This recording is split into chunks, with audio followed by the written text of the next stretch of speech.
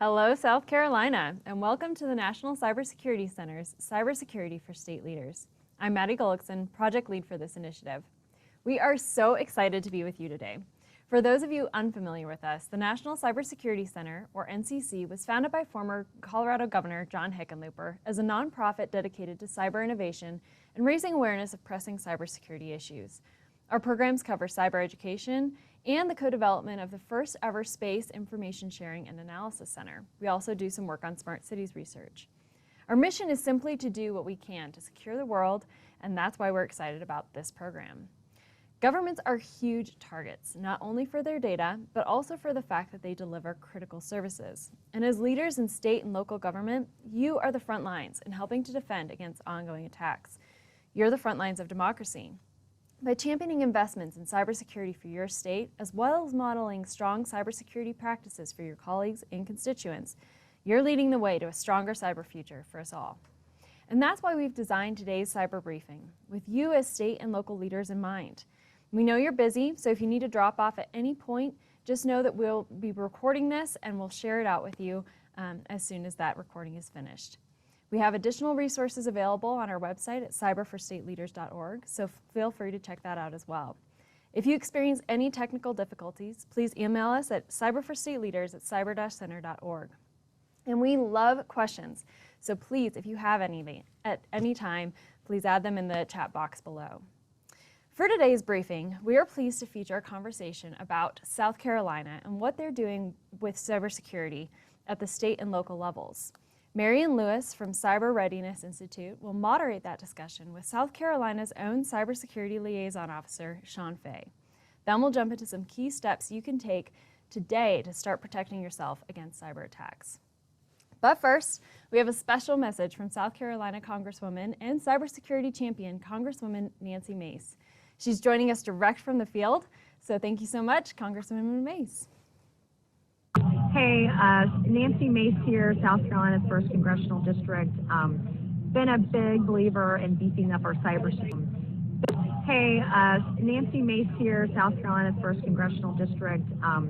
Been a big believer in beefing up our cybersecurity throughout the country, both for the private sector and the federal government. I've worked with Democrats and Republicans alike on this issue, and in fact, just 2 weeks ago, Congressman Rokana and I, out of California, worked on a cybersecurity bill for the federal government. Cybersecurity today really is national security. We have threats online, as you all know, every single day, hundreds and thousands of times a day, even for some companies. And ensuring that our front lines for both our private sector, our businesses, our states, our federal government entities at every level of government, federal, state, and local, is extremely important. And I'm encouraged by the work that you all are doing, and encouraged and absolutely support our state leaders doing more to ensure that we have the resources and we allocate those resources to ensure that our vulnerabilities online are protected everywhere. Thank you all for the work that you do. Thank you so much, Congresswoman. Before we jump into the South Carolina discussion, we do want to say a huge thank you to the speakers who've dedicated their time and resources to this effort, and to Google for supporting this initiative and making it possible. To kick off Sean and Marion, we are pleased to have Tom Scott from South Carolina Cyber.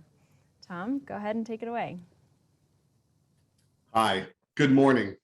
I'm Tom Scott, Executive Director of Cyber South Carolina, the Palmetto State's affiliate in the Cyber USA network. Thank you for joining us today, and thanks to Congresswoman Nancy Mace for her insight into this huge national issue that's also hits very close to home here in South Carolina. Today's event, part of National Cybersecurity Awareness Month, which is being sponsored by the National Cybersecurity Center and hosted by CyberSC, features both local and national content. First, we'll delve into some of the programs that are championed in South Carolina. We'll start with Marion Lewis at the Cybersecurity Readiness Institute, and then we will transition to Lieutenant Sean Fay from South Carolina's Law Enforcement Division to talk to us a little bit about the Critical Infrastructure Program here in South Carolina. So Marion, take it away.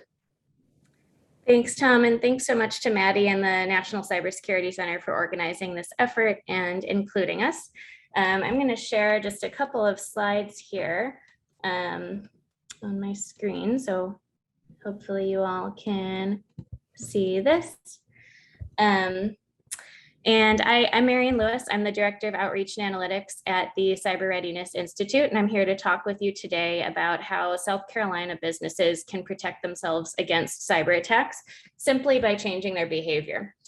So I'm going to start just by giving you a brief overview about the history of the Cyber Readiness Institute, and then discuss our partner network, and finally provide some numbers on our reach and audience. So back in 2017, CRI was created after Obama put together a commission on cybersecurity to advise the incoming administration on cybersecurity threats. And one of the outcomes of this commission was identifying that small businesses are particularly vulnerable, especially when compared to their larger counterparts, and particularly dangerous because they are connected in so many ways to supply chains and users and other businesses. So in order to protect the national and international security for all of us, we need to really focus on small businesses. And we do that by providing free online content to these small and medium-sized businesses. And in particular, we're focusing at an international level on these small and medium-sized businesses and trying to protect them through preventative measures, changing behavior, simple ways that most small businesses are not doing, including password protocol, phishing policies, templates on USB use, and patching. Those are our core four pillars that really define our cyber readiness program. And that brings me to our resources. We've got all of these for free on our website at becyberready.com, all designed for small and medium-sized businesses, to include the Cyber Readiness Program. That's our flagship program. The Cyber Leader Certification Program. This really gives a credential to the individual, the cyber leader within an organization. We have a starter kit, which just consists of some quick reference guides, downloadable posters, a conversation guide to really start the conversation and convince businesses that this is something worth prioritizing. And then we also have some other 1 to 2 page guides on specific topic areas: ransomware, telehealth, e-learning, multi-factor authentication, the cloud, you name it, we probably have it. So please feel free to check out those free resources on our website and share them with small and medium-sized businesses that you are in contact with, because that's the best way to raise awareness and spread the word. And we're able to offer all of these resources for free because of our sponsorship from member companies. So these are large companies that are invested in cyber readiness because of the potential consequences and ripple effects on the supply chain. So that's how we're funded, and we're able to distribute our content because of our champion organizations. So Cyber South Carolina, and Tom, we're fortunate to have as a champion organization. He's helping us bring cyber readiness content out to South Carolina small and medium-sized businesses. And we're hoping that those on the webinar will be able to do the same and help us champion cyber readiness. And ultimately, we're able to reach over 2 million small and medium-sized businesses worldwide through our partner organizations, through our champions, through our members, which are our sponsors, and just other users that may help us spread the word. And ultimately, it's all about the security of the small businesses. It's about changing human behavior. It's about protecting the global supply chains, because everything these days is so interconnected, and it's so important to focus on each individual link in the chain. So I'm going to stop there, and I just wanted to thank you all for your attention on these important issues. Please feel free to contact me or visit our website at becyberready.com. And at this point, I'm going to give the floor to Sean Fay, and he's going to discuss specific efforts to South Carolina. Thank you. Great. Thank you, Marion. And thank you from the Cyber Readiness Institute, and Maddie with the National Cybersecurity Center, and Tom Scott with Cyber SC for that lead in. I am Sean Fay, a lieutenant here at SLED, and I'm assigned to the South Carolina Critical Infrastructure Cybersecurity Program. Now, I know that's a mouthful, so we call it SC-KIC for short. So whether you're at the Capitol or you're down at SLED headquarters on Broad River or anywhere around the state talking to your constituents, if you hear SC-KIC, just know that you're talking about us. Now, we were created through an executive order signed by Governor McMaster in 2017, and it started initially under Governor Nikki Haley. She commissioned a group of people to get together to understand what gaps and overlaps existed in cybersecurity in South Carolina. And one thing they identified was that the state was doing a great job protecting its state critical infrastructure, but that was only 20%. The other 80%, which was made up of 70% private critical infrastructure and 10% local government, was being largely untouched. And that's where we came into play. So as the executive order was signed, Governor McMaster, the first thing he said is, why are we not already doing this? And we agree, Governor, why are we not? That's our authority, was to help those private critical infrastructure members and that local government. Now, as we established in 2017, we were funded for employees through our salaries in 2019, and largely we're funded through DHS grants. And we provide a number of services. And two things I'm going to talk about are left of boom and right of boom. Now, a lot of states are doing stuff right of boom, and that's basically boom would be the cyber incident. So they're doing a lot of incident response, and we do that. What I think makes us unique in South Carolina is that we're focusing on that left of boom, the before an incident. So our goals and our intents are that if we can hopefully prevent or protect them, maybe there's no incident at all. And that's what we like to see. So we do those through those number of services. And the first one I'm going to talk about is vulnerability scanning. And for the non-technical, just know that it's us scanning their servers online, whatever is connected to the internet. The reality is we're a connected world. Everything's in the cloud. I mean, this year at Christmas, you'll see ads for, microwaves that connect to the internet or can send you a message through your phone or a dishwasher. And that's how businesses operate as well. That's what we want as a society. So we look for their servers online and we see, hey, you probably need to patch that, or this is vulnerable to this. This can be exploited this way. So we let them know. The next thing we have is our phishing campaigns and cybersecurity awareness training. For those organizations who can't provide that or have that ability to get that feature, we do that for them. We can send them phishing emails, a lot like those emails that, trying to get you to click here to do that, your organization might do.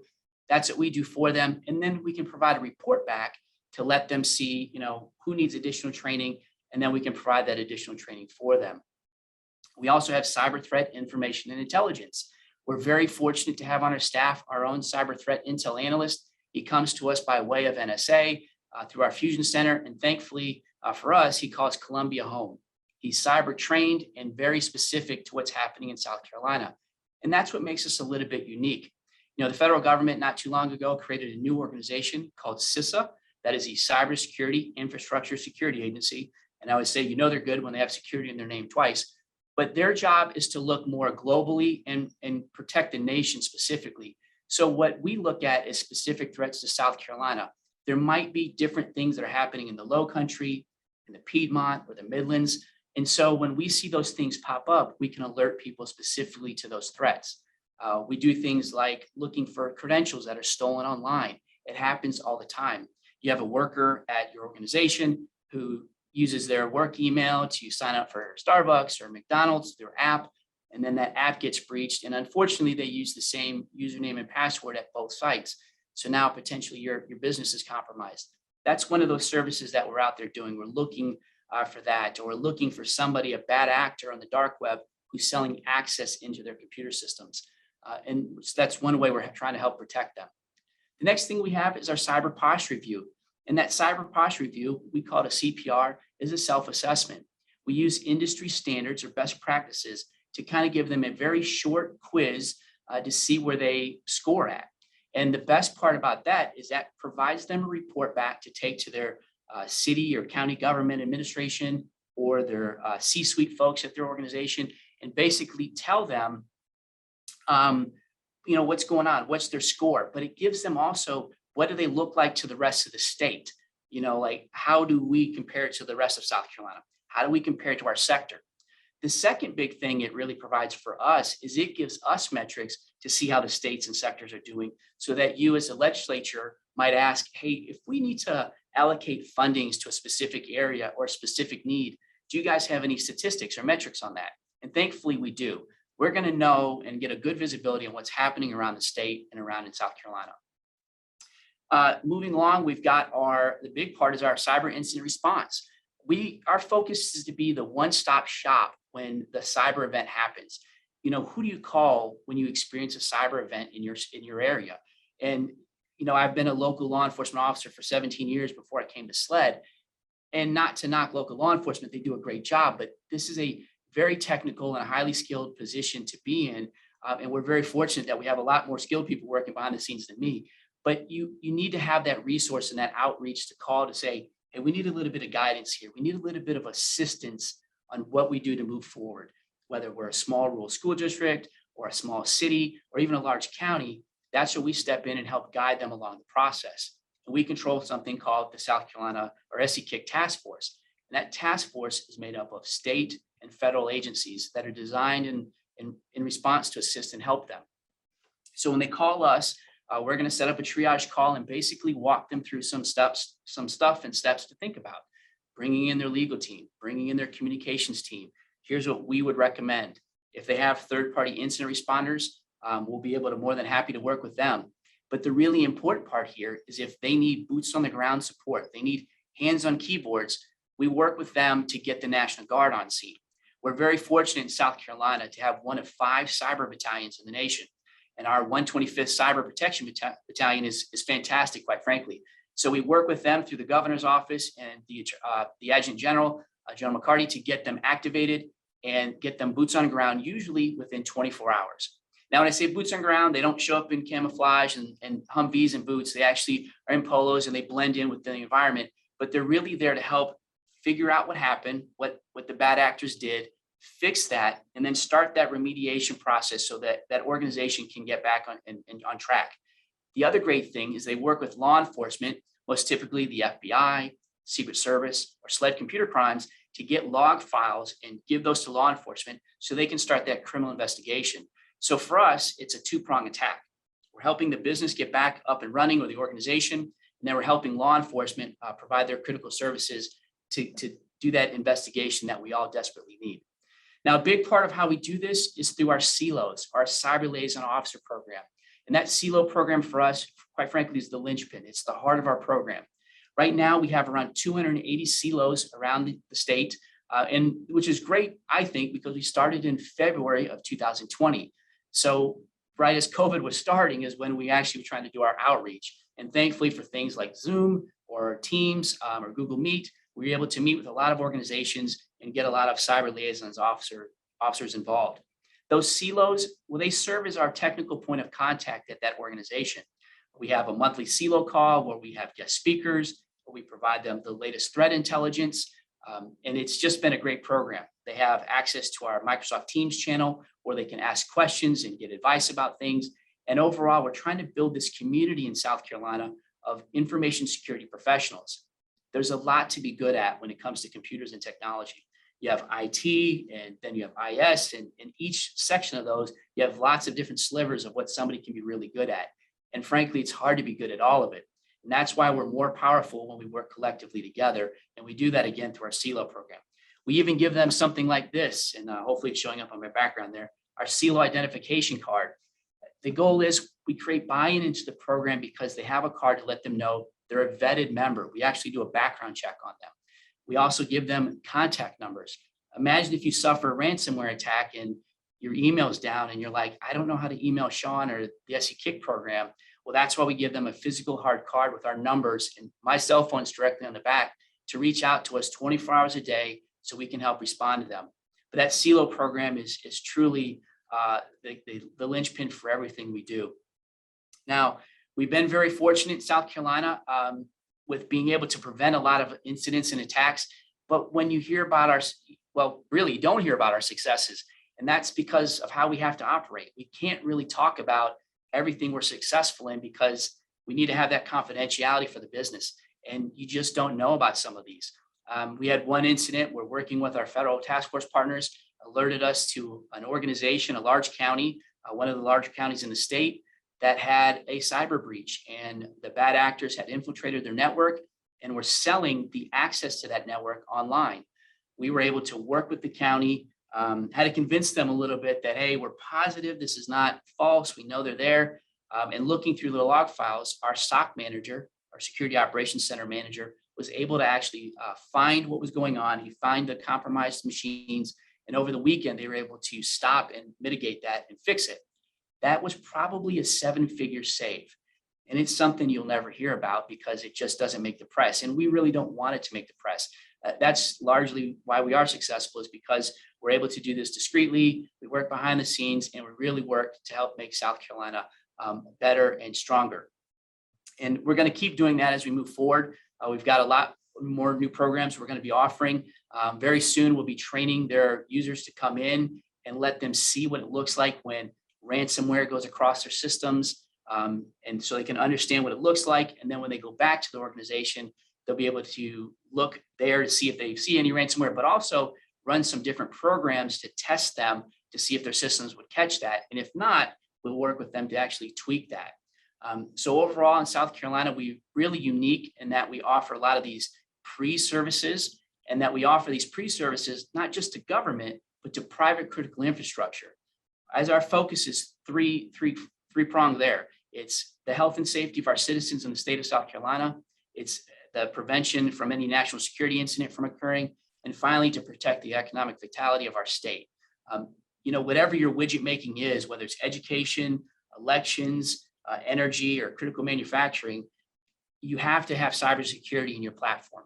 It has to be as important as almost anything else, because if it's not, you won't be doing the education, the elections, the energy sector stuff, or the critical manufacturing. We're a technology-driven society. Now, during special events like elections, we actually stand up a situation room. We have the FBI here down at our facility in downtown Columbia. We'd love to give a tour if you're ever interested.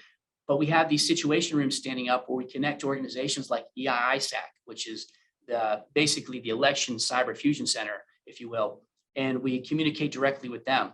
We are currently actively monitoring 26 different county elections networks with actual sensors on their networks. And so we're very big behind the scenes at helping protect our elections and a lot of our different infrastructure around the state. So from my standpoint and everything we do here, from Chief Keel and our Executive Director, Bruce Smalley, I want to say thank you for your support. And that's just a little bit about our program. I'm going to turn it back over to Maddie in case we have any questions. And again, thank you. Thank you so much, Sean. And we actually do have a question. The question is, has your program been able to get stable and long-term funding for the efforts that you have? From an employee perspective, employee salaries, yes, we are a reoccurring budget item, and that has been assigned obviously to SLED. SLED owns the requirement to protect the state, statutory requirement to protect citizens from terrorism attacks, whether that's physical or cyber. So that's kind of why SLED heads us up. But from an employee perspective, it is recurring funding, yes. From an actual program and the services perspective we offer, no, we have not. Predominantly, we live on grants or different types of monies in that aspect. So it's always good to get funding, permanently. You don't think about your electric bill, and really cyber is probably one of those things you shouldn't think about. It should be just a sunk or assumed cost, because we're not going to get less technical. We're probably going to get more so as we go on. So that aspect, we're not. Great question. So we're always, like anybody, always looking for more funding. But thank you. All right, and I think that is the rest of the questions. So thank you all so much for your incredible work in South Carolina. The state is truly lucky to have you all working to protect critical infrastructure. Thank you. All right, well, now we're going to shift gears to a more personal view of cybersecurity. We won't talk about every major threat or cover all the tools in the toolkit today, but we will cover some basics that will help you build a foundation for more cyber learning. Please also note that we have more tips and tools available on our YouTube channel. Just search National Cybersecurity Center. All right, let's kick off this section with an introduction from Robert Herjavec, Shark Tank star and founder and CEO of cybersecurity company, the Herjavec Group. He's going to help break down the acronym that we have for our cyber basics. Don't get duped. Sir, take it away.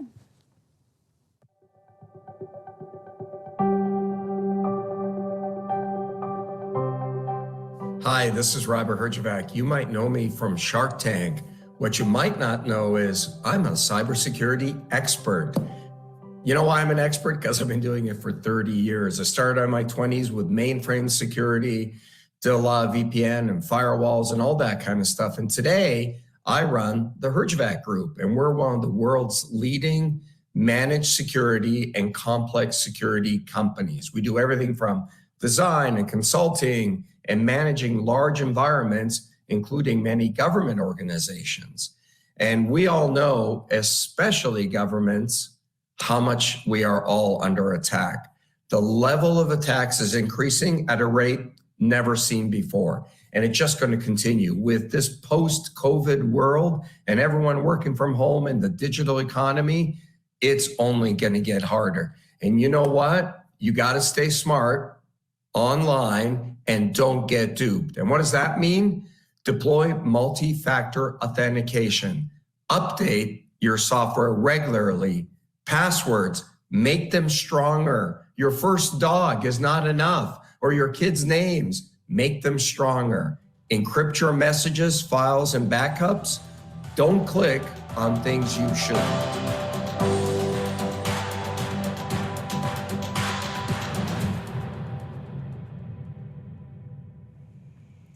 Thank you, sir. We couldn't have said it better. All right, now let's get into the details. To start with deploying multi-factor authentication, we're pleased to have Lucian Teo, Google's online global safety lead, to help clarify what multi-factor authentication really is and how we can and should be using it.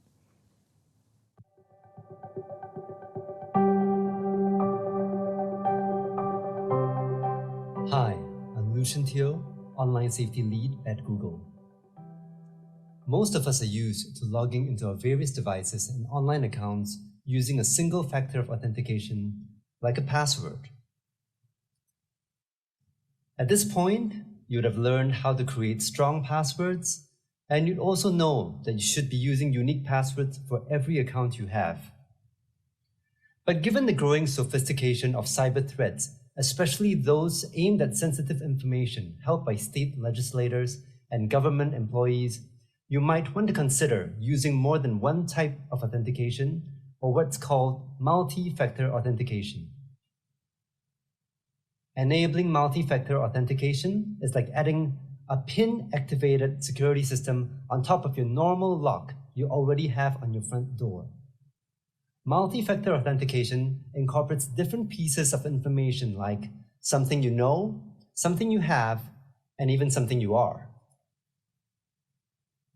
Something you know is the most common type of authentication. Passwords, passphrases, PIN numbers, secret questions, and smartphone swipe patterns all fall into this category. These types of authentication are great, but adding at least one other form of protection is critical for good cybersecurity. Something you have is another type of authentication that requires a piece of physical hardware. This could be a USB key, a smart card, or a random code generated on a dongle. Codes sent to your phone via SMS would also fall into this category, though SMS authentication can fail if you should become a victim of SIM swapping. A better alternative for something you have would be an authenticator app such as Google Authenticator, which requires you to have your physical phone in your possession. You could also use personal biometrics such as fingerprint scans, facial recognition, iris scan, or even a voice print as a form of authentication. These types of authentication are more difficult to compromise. Most online accounts offer steps for at least two-factor authentication, and keep an eye out for the common question of, would you like to use multi-factor authentication, or would you like to enable two-factor authentication when you sign in or create an account? Your IT department can also help guide you to these options. Though any of your accounts that contain personal information should be protected, it is important to be extra vigilant with your email, social media, and financial accounts, as they are some of the most commonly targeted by cybercriminals and can be especially damaging for civic leaders and state legislators. Besides the obvious theft of information and finances, bad actors can use your accounts to pose as you and deploy harmful and inaccurate news and information. For additional information about setting up multi-factor authentication, contact the specific software or account you're trying to protect. But ultimately, setting up multi-factor authentication is relatively simple and significantly more effective than a simple username and password. And trust me, the extra steps you take to deploy multi-factor authentication on your account, especially in addition to the rest of the dupe practices, will make you safer.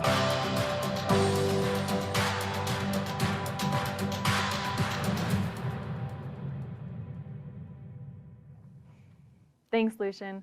Next up is talking through software updates, why they matter, and how to do them. Software updates are particularly useful in protecting against malware attacks. Here to share with us what to do is Ethan Chumley, Senior Cybersecurity Strategist for Microsoft's Defending Democracy program.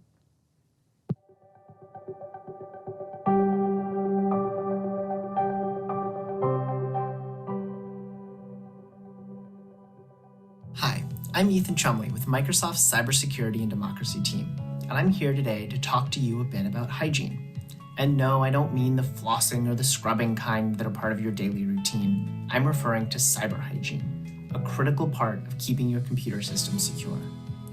If you're not sure what hygiene looks like, just think of those little pop-up windows that ask you to install the latest operating system version, the latest app update, or that next patch. And I know, just like you, waiting to install those updates during an already busy day can seem tedious, but this is a key practice to maintaining good security. Getting in the habit of downloading and installing the latest software updates is an easy way to keep yourself, your networks, and your computer safe from a security incident. Why? Because when bugs or vulnerabilities are found in software, they're typically fixed quickly by the software vendors, but it is then dependent on you to install those latest updates when prompted.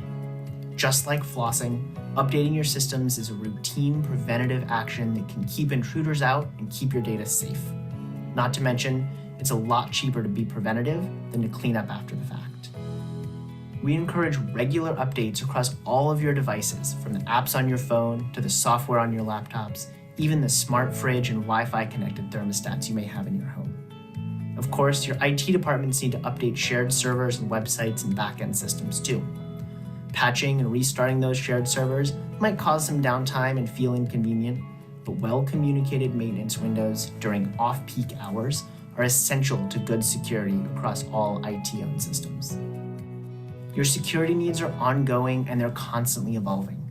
There are bad guys out there hoping that you don't apply the latest patches and updates because you'll just be making their jobs easier. Many of the hacks we hear about these days were avoidable, as they relied on victims' computers running old and out-of-date software, often a result of ignoring patches and delaying major software updates for weeks, months, or even years. If you're watching this video, that means you're a leader in your community. This means you are in a position to contribute to a culture of security. And as a leader, you're in the position to help your organization align to security best practices. This might mean allocating funds or asking your IT teams about how they're managing updates responsibly. And finally, it means you're in the position to encourage the community, businesses, nonprofits, and other organizations around you to practice good cyber hygiene, to make sure they are updating their systems and that everyone is encouraging one another to be vigilant about creating a secure environment. I thank you for your time, for your commitment, and thanks for clicking OK on that next update prompt.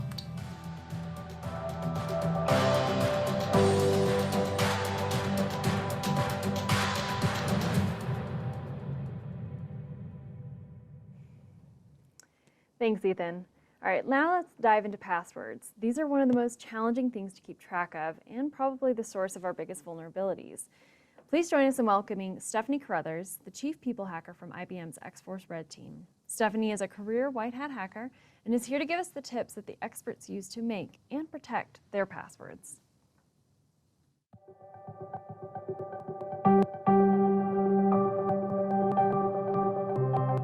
Hi, my name is Stephanie Caruso, or you can call me Snow. I'm the Chief People Hacker at IBM's X-Force Red. I'm so excited to be talking about passwords with you today. Now, to set the stage a little bit, my team and I were a bunch of hackers. We're paid by organizations to find flaws in their cybersecurity before criminals do. Now, with that being said, I wanted to say that I'm coming at this from an attacker point of view. As I'm talking about passwords, I'm also going to be talking about how to make yourself more secure. So you might hear things like your password should be strong and secure, or your password should be long and complex. But what does that actually mean? First, let's take a step back to really understand how criminals can crack or brute force passwords. So let's say you're signing up for a new website and you enter in your new password. Well, what the website does is it takes that password, it scrambles it all around, and it saves it in a database.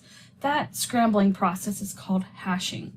So if a criminal breaks in and steals all the hashes from that database, they can't just read your password. But what they do is they use really powerful computers and word lists. Now, each word on the word list is hashed as well. It has that same scramble. So what they do is they take your hash of your password that they got from the database and they run it against their word list. And once they find a match, they know exactly what your password is. Now, here comes in your password should be long and complex. So if you take a password that's only 8 characters long and let's just say lowercase letters, that could take seconds to crack. Now, if you take a password that's 10 characters long, let's say 8 lowercase letters and 2 special characters, that could take hours to crack. Hopefully you see where I'm getting at here.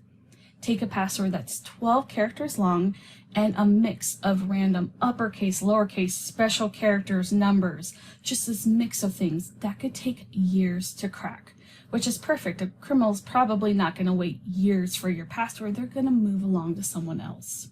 Now, what do I recommend? I say to be safe, 16 characters, and make sure it's that complex, that randomness. You want to make sure you cannot read any words or see patterns. The key here is the randomness. Now we're on to our next issue of password reuse. So let's say there's a website you log into often. Let's go with your bank. And there's another website you frequent just as much, maybe a social media platform. When you created accounts on these, they probably had some type of strong password requirement. So you use the same one on both websites. Now, maybe that social media platform had not a great security posture. An attacker was able to hack in, steal the hashes, crack your password, and they now have your username and password. Well, attackers are clever. They know that you probably use the same password through different logins. So they might try them at other places, like your bank. Now, that is an issue, but to combat this, we can use password managers. Now, password managers is a place, think of it like a database that stores all of your usernames and passwords to every login that you have. Now, there's many options for password managers. Most of them even have free tiers for the everyday consumer. So what you do is when you sign up for an account, it can be a little tricky, especially as you're adding in all of your accounts, but I promise you it's worth it in the long run. And even as you're signing up for new accounts, they do things like they generate those long, random, complex passwords for you, so you don't have to think of them yourself. They also autofill for you, so you don't have to go in and dig through things and try to find your password. There's lots of conveniences. They have mobile apps, they have browser plugins. They're definitely there for your convenience. So you might be thinking to yourself, great, I've solved a couple of issues. I know how to make a long, complex password to my password manager, and my password manager stores all of my unique login credentials. Now, what happens if an attacker actually gets the password to my password manager or still another website that has a long, complex password? Then what? Well, this is where multi-factor authentication comes into play. Sometimes it's referred to as two-factor authentication. Essentially how it works is if you log into a website and you supply your username and password, you still have to supply a second factor. Now that might be a code in a text message or something you have to approve on an app on your phone. There's different ways that this could work. But essentially, if the attacker doesn't have that second code, they can't log into your accounts. Now, it's really important that you deploy this everywhere you can across every account. Typically, it's under security settings in your account. Now, this isn't the silver bullet. Attackers are getting crafty. Sometimes if they try to log into your account and you do have 2FA, what they might do is launch a social engineering campaign against you. They might call you claiming to be the bank and they need to verify you, so you need to confirm a code that you just received. Or they might text you and say, hey, I used to have this phone number. I accidentally sent my code to you. Can you give it to me? Under no circumstances should you ever give out this code. No organization is going to call you for your multi-factor code or for your password for that matter. All right, a couple of takeaways. Your password should be at least 16 characters and random. The randomness is key here. You should also have a different password for every account you log into.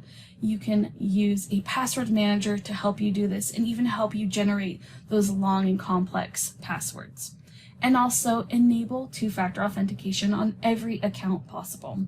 Thank you so much for your time, and keep doing what you're doing to keep ourselves and our community safe. Thank you. Stay safe.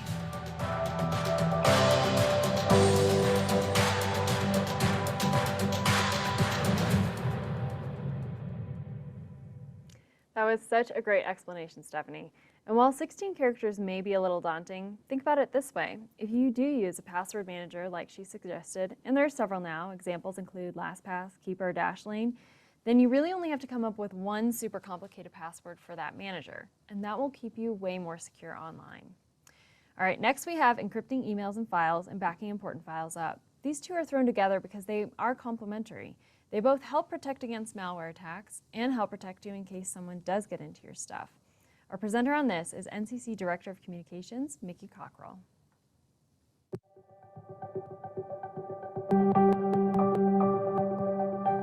Hi, I'm Mickey Cockrell, NCC's Director of Communications. I'm so excited to jump into encrypting emails and setting up backups with you all today. Sending an unencrypted email is kind of like sending a postcard through the mail. There's a chance that at least a dozen people have read its contents before it gets to its destination.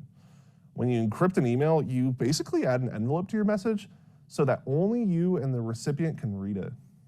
Now, before you deploy this option, make sure to find out if your intended recipient has encryption actually set up in their mail system. It's pretty easy to identify because it should come up automatically as an option or be available in the More section of composing an email. If your recipient does have encryption available, simply select Encrypt and you should be good to go. If your intended recipient doesn't have a way to support encrypted emails, that is, it isn't built into their settings, you can instead encrypt the files you are sending. This can be done by WinZipping the file available when you save a document in Word, or you can just enable Password and Max, and then add the password. Send the password to your recipient over the phone via text or a call. Do not email it to them. Now, on the last point of backing up your files up, we recommend you back up your files regularly. Regular here is really just according to your level of comfort and work on time-sensitive documents. We recommend that you deploy a both-and approach here when it comes to backing up to a cloud-based system as well as an external hard drive. This will keep you doubly secure and confident that you have your important files available if anything does happen to your devices. I know what's helped me a lot in this area is sending a calendar reminder just to back up my files monthly and to make sure that my automatic updates to the cloud are active and ongoing. Remember to stay vigilant and keep your emails and files secure.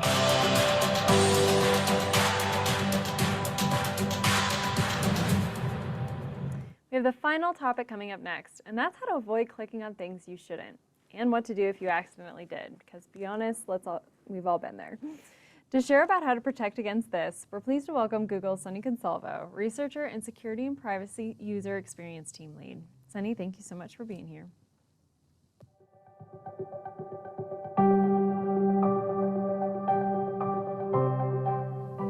Hi, I'm Sunny Consalvo, a researcher at Google who focuses on security, privacy, and abuse topics. By now, you've learned a lot about how to avoid email phishing campaigns. So in this module, we're going to dive a bit more deeply into how to be aware of what not to click on when it comes to web pages, and what to do if you accidentally do. Let's be honest, we've all done something we shouldn't have. We've all clicked that link. You know, the one that takes you to a shady website or starts to download something onto your computer. So what are some ways to avoid doing that? First, let's talk about how you might figure out that you're on a shady web page.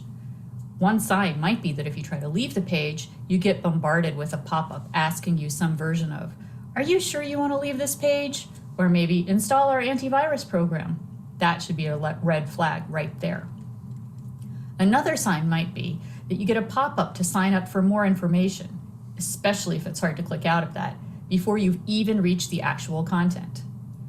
If the site is only mildly shady, be careful to not share any personal information or sign up for anything on your way out, and just X out of that tab. But if it won't let you out, try closing out of your browser entirely. If that doesn't work and you're on a Windows computer, go to your Start button and look for your Task Manager. From your Task Manager, look for your internet browser in the list, select it, then end that task. If you're on an Apple computer, go to the Apple menu, select Force Quit, then look for your internet browser in the list and force it to quit. At this point, it would be a good idea to open your antivirus software and run a scan. If you're unsure how to do this, check in with your legislative IT staff or your personal organization's IT staff to walk you through those steps. Though you may end up on less savory sites through simple internet searches, another way can be from links you receive in an email or text message. Before opening a link from a text, make sure you know who sent it to you, that it's someone you trust, and then it really is them who's sending it. If you don't know who it is or are suspicious that it might not really be who you think it is, don't open it. You can always contact the sender another way, for example, by giving them a call, just to make sure it's not a phishing attack. And when it comes to email, there are several tools you can use to proactively scan for malicious links or attachments. If you want to check where the link leads to, hover over it and make sure you recognize the source and that the source in the hover matches what's in the email. It's a good idea to check the source in your internet searches too, to make sure the domain you're about to click on is the right one. Most email platforms now have some type of alert or warning to draw your attention to potentially suspicious content.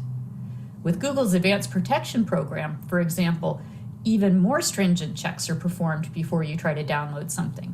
Advanced Protection flags and may even block file downloads that may be harmful. These steps to protect yourself aren't done in a vacuum. Remember to keep all of your software, apps, and devices updated, and ask IT for support in installing trusted antivirus software, firewalls, and email filtering. And of course, always back up your files. Criminals can't make you pay for information you already have. If you think your computer or device may be acting in a strange or suspicious way, or if you're simply unsure whether something is wrong, reach out to IT for help. Stay alert, practice good cyber hygiene, watch the other videos in this series for more information about what to look out for, and whatever you do, if you're not sure about it, don't click it. Thanks so much for your time. Your diligence keeps us all safer.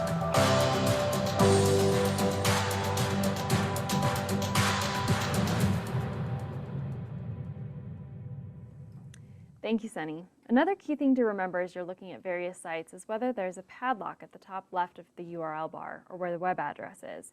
If there is one, chances are it's more secure. All right, well, that is it for us today, but before we drop off, we did have one final question for Sean, so we wanted to pull him back in before we wrap things up official. So the question was, have you seen any attacks on the election system?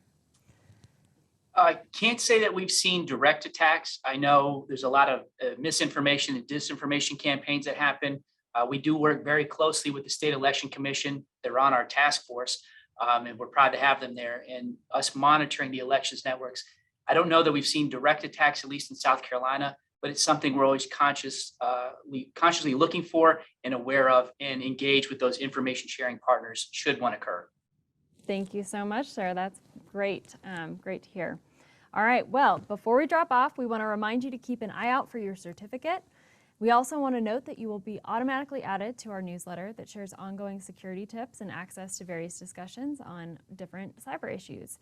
Please feel free to share that information with your colleagues and constituents. We also want to encourage you to check out a new app that we developed in partnership with Resolute Strategies that acts as a one-stop shop for ongoing cyber news, as well as tips on how to handle various cyber incidents. The link to download that is on our website at cyberforstateleaders.org. We genuinely hope you learned something new today and can incorporate some new habits into your cyber routine. Thank you again to Google, South Carolina Cyber, Cyber Readiness Institute, and Sean Fay at the SLED for making today possible. We look forward to staying connected and appreciate all that you do to serve the great state of South Carolina. Have a great day.